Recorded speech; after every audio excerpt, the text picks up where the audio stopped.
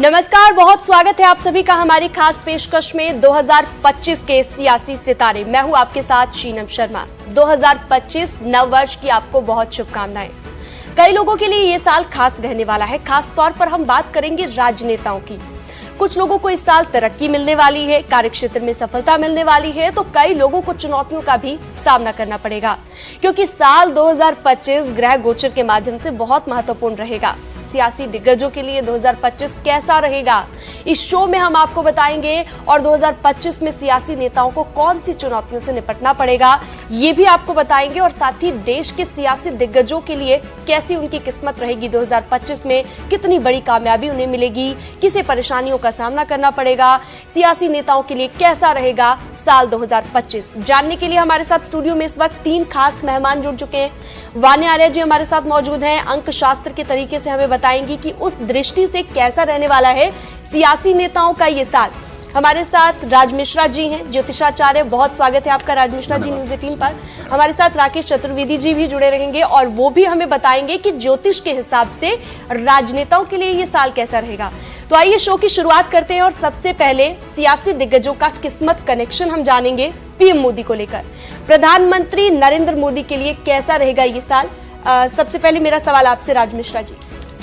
अगर मैं प्रधानमंत्री जी की बात करूं कि ये वर्ष कैसा रहेगा, खैर सबसे पहले न्यूज 18 के सभी दर्शकों को नव वर्ष की बहुत सारी हार्दिक शुभकामनाएं। आदरणीय प्रधानमंत्री जी के लिए मेरी दृष्टि से ये वर्ष उनके लिए सबसे शानदार रहने वाला है। बड़ा क्लियर इस बात को कह रहा हूं। और क्यों मैं ये शब्द कह रहा हूं, मैंने हमेशा कहा है एक बात कि हमारे यहाँ सनातन धर्म के अंतर्गत जो दिन की शुरुआत है वो सूर्य उदय के बाद मानी जाती है और अगले दिन के सूर्य उदय तक उसी दिन को काउंट किया जाता है। आप सब लोग एक बात ध्यान रखिएगा, इस बार 31 दिसंबर को मंगलवार का दिन है, जो कि रात्रि 12 बजे के बाद भी उसी दिन को माना जाएगा। 1 तारीख जब सूर्य उदय होगा उसके बाद बुधवार को काउंट किया जाएगा।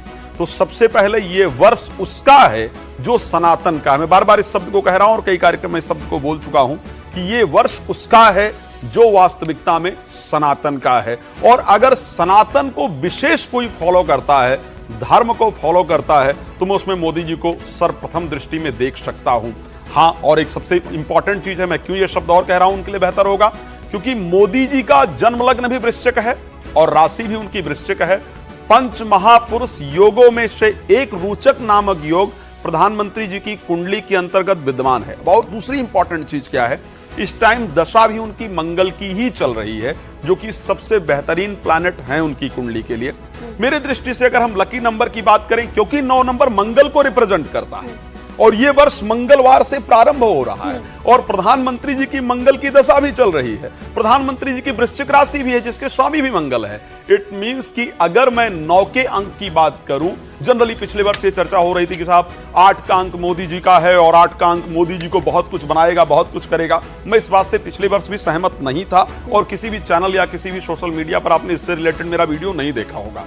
2025 में निश्चित कह सकता हूं, क्योंकि वो मंगल का वर्ष है, मोदी जी की जो राशि है वो मंगल की राशि है, इस कारण से 9 नंबर उनके लिए बहुत लकी साबित होने वाला है। न सिर्फ देश में बल्कि दुनिया भर में एक अलग पहचान वो अपनी बना चुके हैं। Yes. और माना जा सकता है कि आगे भी इसी तरह से वो भारत के साथ साथ हम सबका नाम भी हम कह सकते हैं कि हमें भी प्राउड फील कराते रहेंगे, जिस तरह से पूरे वर्ल्ड की हम बात करें। चलिए अमित शाह जी की भी अब बात कर लेते हैं, गृह मंत्री अमित शाह। वाणी जी, आपसे मेरा सवाल रहेगा, अंक शास्त्र के हिसाब से भी बताइएगा, ज्योतिष के हिसाब से भी बताइएगा, और लकी नंबर क्या रहेगा अमित शाह जी के लिए वो भी बताइएगा। देखिए, अगर हम अमित शाह की बात करते हैं, इनका डेट ऑफ बर्थ है 22 अक्टूबर 1964। तो अगर हम इस डेट ऑफ बर्थ की बात करें, मूला अंक जो है वो इनका 4 है, भाग्य अंक जो इनका है वो 7 है, कुआं नंबर इनका 9 है। तो कुआं नंबर होता है हर इंसान की लाइफ में एक लक फैक्टर। तो कहीं ना कहीं ये साल जो है 2025 का टोटल भी 9 पर आता है। तो कहीं ना कहीं उनके लिए ये साल जो है बहुत ज्यादा लकी है। पर्सनल ईयर 5 की बात करें, इस साल अमित शाह जी का जो पर्सनल ईयर है वो 5 पर आता है। 5 पर्सनल ईयर में इनका ट्रैवलिंग जो है बहुत ज्यादा बढ़ेगा और कुछ ऐसे डिसीजंस भी इंप्लीमेंट होंगे, क्योंकि ये मंगल का साल है। तो पॉलिटिकली जैसे जब डिमोनेटाइजेशन हुआ तो forceful implementation of some decisions, तो कहीं ना कहीं हो सकता है कि अमित शाह जी के थ्रू कोई ऐसे डिसीजंस भी, इस तरह के डिसीजंस जो है इंप्लीमेंटेशन हो। इस साल उनका ट्रैवलिंग बहुत रहेगा।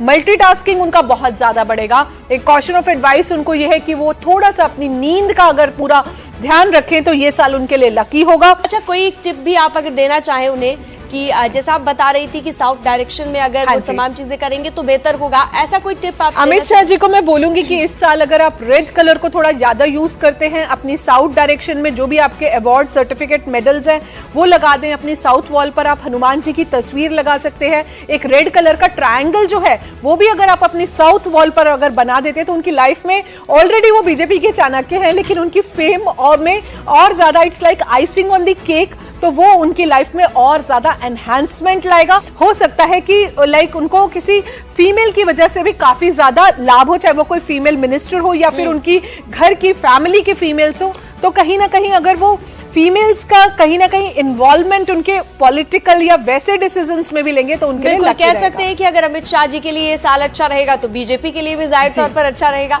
चलिए अब राजनाथ सिंह जी की बात कर लेते हैं। रक्षा मंत्री हैं भारत के, कैसा रहेगा उनके लिए साल 2025? देखिए सीनम, 2025 का वर्ष जो है, जैसे आदरणीय राज मिश्रा जी ने बताया कि मंगलवार 31 तारीख को रहेगा, लेकिन अगर उदया लग्न देखा जाएगा तो बुधवार से आरंभ हो जाएगा उदया लग्न का। और दूसरी चीज इस वर्ष विशेष है कि वैदिक ज्योतिष के अनुसार सूर्य का प्रभाव इस पूरे वर्ष में रहेगा। और अगर राजनाथ जी की कुंडली क्योंकि प्रमाणित नहीं है तो दोनों विद्याओं का, क्योंकि ज्योतिष शास्त्र का पूरक सामुद्रिक विज्ञान है, यानी कि चेहरे की भावभंगिमा, मस्तक रेखा, हस्तरेखा इत्यादि का सामूहिक गणना किया जाता है अगर कोई प्रमाणित कुंडली नहीं होती तो।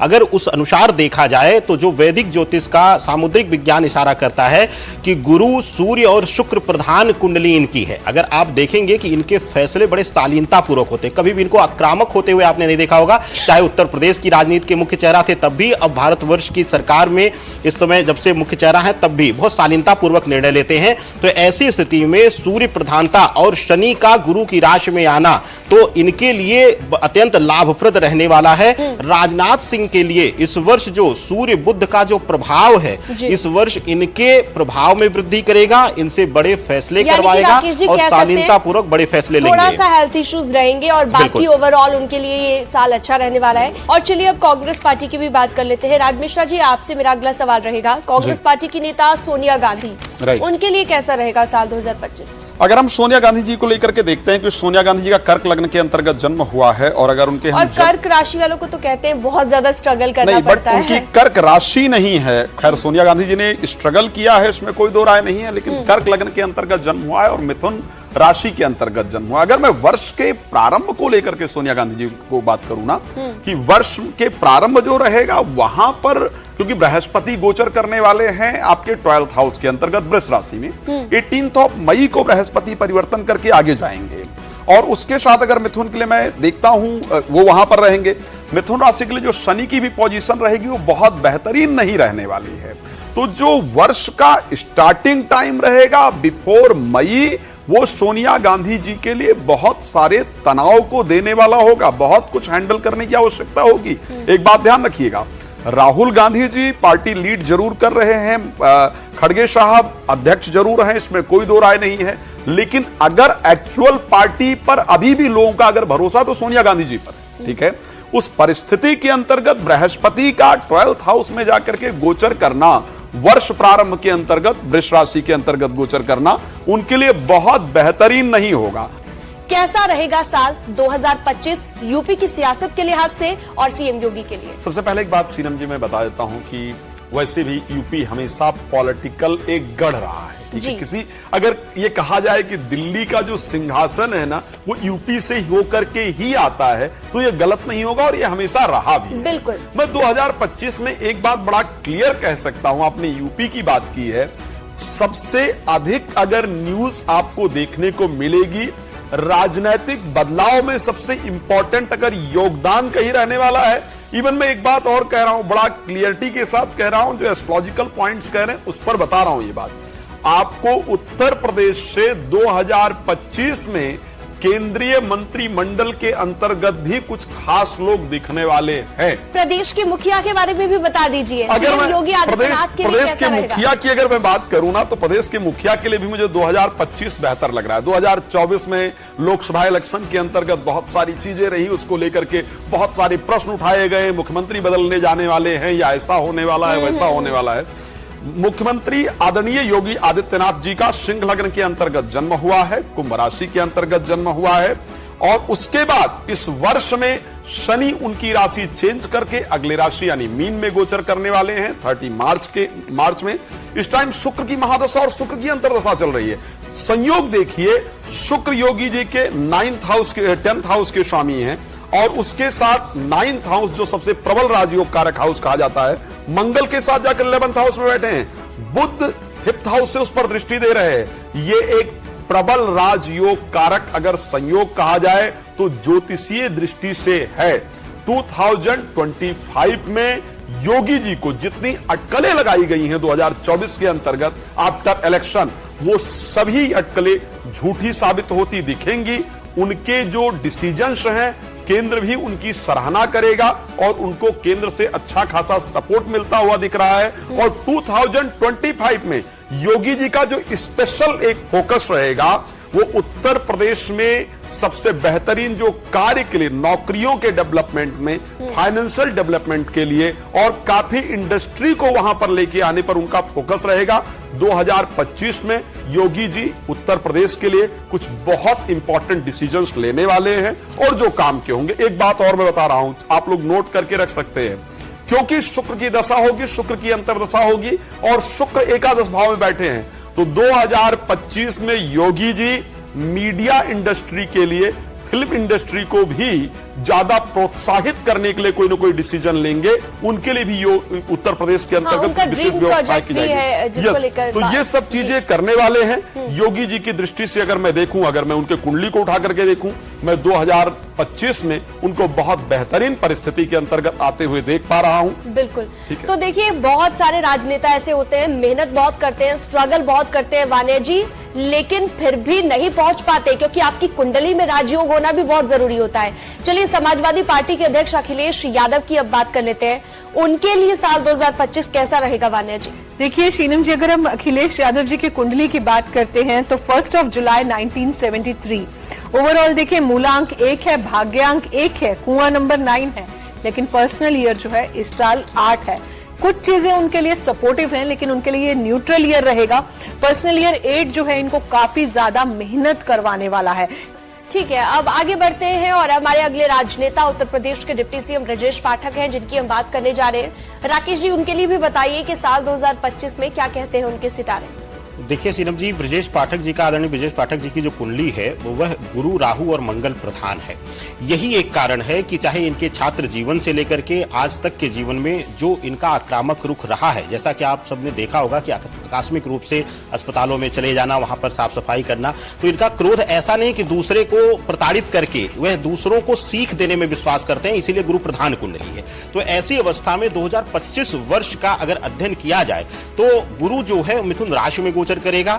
राहु केतु का एक बहुत बड़ा गोचर होने वाला है, राहु शनि के घर में आएगा और ऐसी स्थिति बनेगी कि इनका जो है प्रभाव बढ़ेगा। और विशेष करके उत्तर प्रदेश में स्वास्थ्य व्यवस्था हो या विशेष रूप से जो भी इनके पास विभागीय जिम्मेदारियां हैं, उनमें आप देखेंगे बहुत बड़े परिवर्तन वाले निर्णय इनके द्वारा लिए जाएंगे। और खास करके क्योंकि राहु प्रधान कुंडली है और साथ ही साथ गुरु की शुभता मिल रही है, तो ऐसी अवस्था में यह जिस भी विभाग को लीड कर रहे हैं उसमें जो विशेष रूप से लोअर लेवल पे एम्प्लॉइज हैं, जो निचले स्तर पर कार्यकर्ता हैं, कर्मचारी हैं, उनको जो असुविधाएं हो रही हैं, उनको जो समस्याएं हो रही हैं, उन पर यह कोई बड़ा निर्णय लेते हुए दिखाई देंगे। बड़ा फैसला एम्प्लॉयमेंट को लेकर के होगा इनकी विभागीय चीजों में।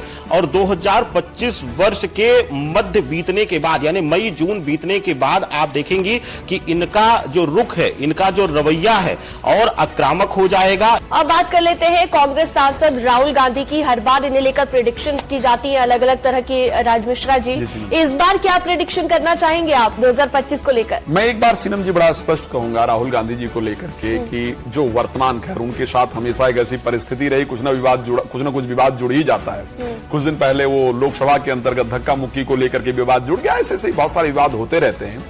बहुत दिन बाद ऐसा हुआ है राहुल गांधी जी के साथ। करीब मैं मंगल की अगर बात करूंगा, मंगल इनकी कुंडली के लिए मार्केश के रूप में काम कर रहे थे, मार्केश प्लैनेट थे, राशि स्वामी भी कह रहे हैं।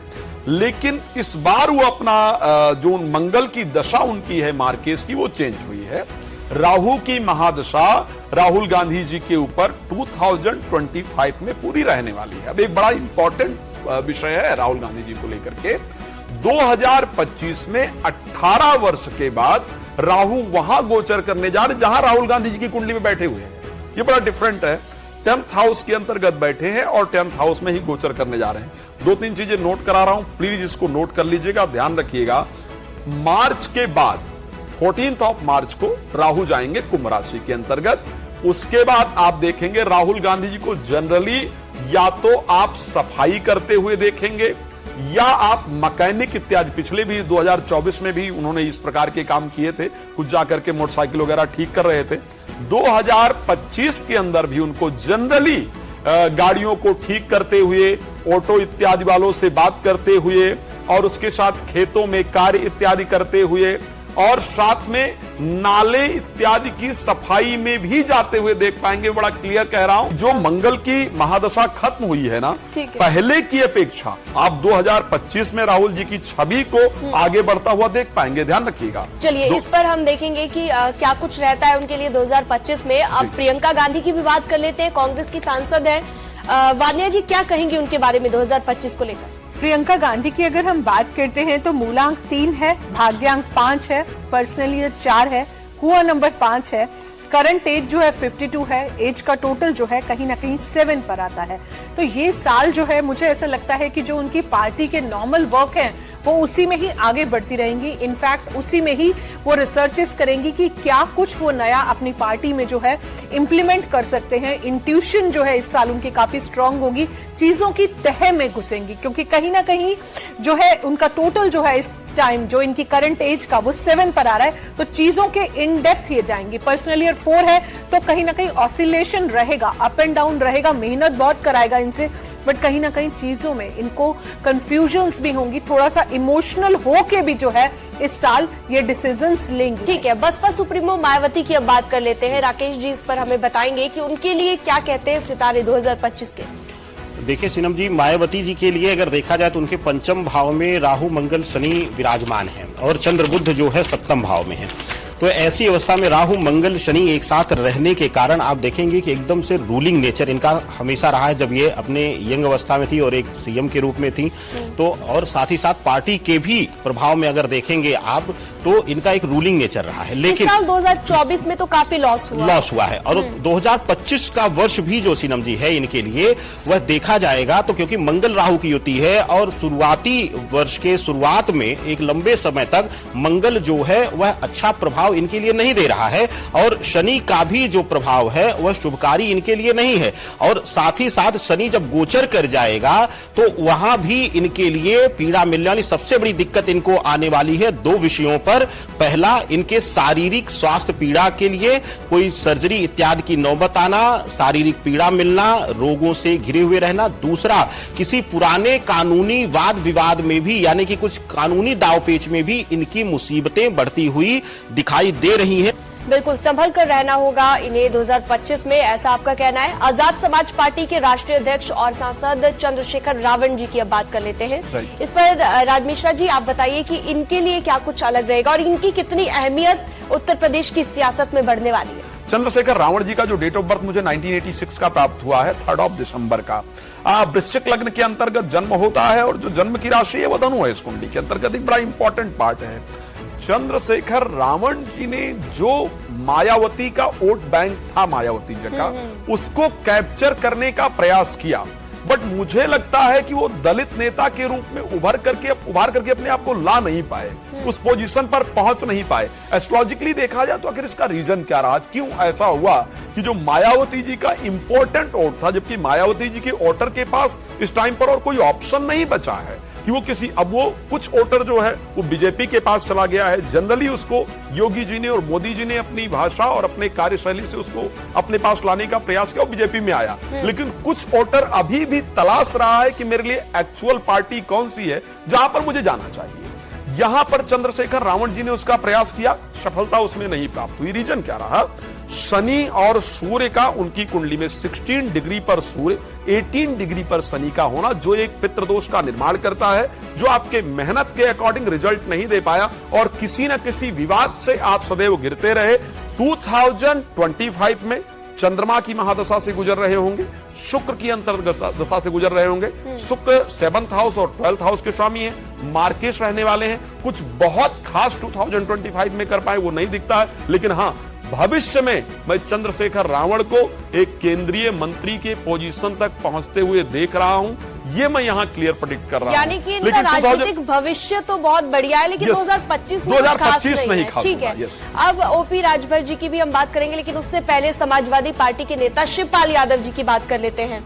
उनके बारे में बताइए, क्या कहते हैं उनके 2025 के सितारे? वान्या जी। शिवपाल यादव जी की अगर हम बात करते हैं, जो इंटरनेट के थ्रू हमें कुंडली मिली है, वो है उसके अकॉर्डिंग जो डेट ऑफ बर्थ है वो है 6 अप्रैल 1955। उसके अकॉर्डिंग मूलांक जो है 6 है, भाग्यांक 3 है, कुआं नंबर 9 है, पर्सनल ईयर 1 है, करंट एज जो है इनकी 69 है, एज का टोटल जो है वो कहीं ना कहीं 6 पर आता है। लगन में इनके गुरु बैठे हैं, दशम का सूर्य है, कहीं ना कहीं दशम का जो सूर्य होता है कुंडली में दिग्बली होता है, तो वो फेम जो है वो तो इनको लाइफ में मिलेगी। कहीं ना कहीं इनका पॉलिटिकल करियर अच्छा रहेगा और इस साल हो सकता है कि पर्सनल ईयर 1 है क्योंकि, तो हो सकता है इस साल इनकी पार्टी की कोई नई रिस्पॉन्सिबिलिटी, कोई नया टास्क, कोई नई चीजें जो है, रोल जो है, डेजिग्नेशन चेंज भी इनका हो सकता है, कुछ एडिशनल रिस्पॉन्सिबिलिटीज जो है इनके करियर में ऐड हो सकती है। और यूपी के मंत्री ओपी राजभर जी की हम बात करते हैं। राकेश जी, उनके बारे में थोड़ा बताइए कि 2025 में क्या? देखिए, ओपी राजभर जी के लिए कोई प्रमाणित कुंडली नहीं है, लेकिन क्योंकि ज्योतिष शास्त्र का अंग जो है वह सामुद्रिक विज्ञान और साथ ही साथ वाणी भाव की ऊर्जा इत्यादि का अध्ययन भी वैदिक ज्योतिष का अंग है, तो उस आधार पर जो गणना मेरी निकल कर आती है, इस वर्ष 2025 के वर्ष में जैसे ही शनि ट्रांजिट करेंगे, शनि गोचर करेंगे गुरु की राशि में और राहु और केतु गोचर करेंगे मई में, तो आप देखेंगे कि यह कुछ ऊल जलूल भाषण देते हुए नजर आएंगे,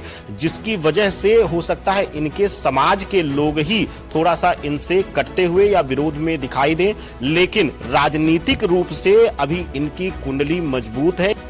और आखिरी राजनेता जिनके बारे में हम आपको बताने जा रहे हैं, यूपी सरकार में कैबिनेट मंत्री संजय निषाद जी, उनके लिए 2025 के सितारे कैसे? संजय निषाद जी की लेकर मैं बात करूंगा। 2025 को लेकर के 7 जून 1965 का जन्म है, सिंह लग्न के अंतर्गत जन्म हुआ है और जो जन्म की राशि है इस कुंडली के अंतर्गत वो कन्या है। अगर मैं संजय निषाद जी को लेकर के 2025 देख रहा हूं, शनि की महादशा से और बुध की अंतर्दशा से होंगे, बहुत ज्यादा राजनीतिक इन्वॉल्वमेंट नहीं रखने का प्रयास करेंगे, जो कुछ मिल रहा है उसमें संतुष्ट रहने का प्रयास करेंगे और अपने पारिवारिक लोगों पर बहुत अधिक ध्यान देंगे। इस प्रकार की परिस्थिति है। स्वास्थ्य को लेकर के मुझे संजय निषाद जी का कुछ बहुत बेहतरीन परिस्थिति नहीं दिख रही। चलिए, हम इस बात को बिल्कुल ध्यान रखेंगे। बहुत शुक्रिया आप सभी का जुड़ने के लिए न्यूज़ 18 के साथ। तो सियासी दिग्गजों का किस्मत कनेक्शन कैसा रहेगा, किस नेता की किस्मत चमकेगी, वो हमने आपको बताया। 2025 में नेताजी के सितारे क्या कहते हैं, 2025 में किन नेताओं के सामने चुनौतियां होंगी, इन सभी सवालों के जवाब आपको इस कार्यक्रम में मिल गए होंगे। फिलहाल हमारी इस खास पेशकश में इतना ही। आप बने रहिए न्यूज़ 18 के साथ। हमें दीजिए इजाजत। नमस्कार।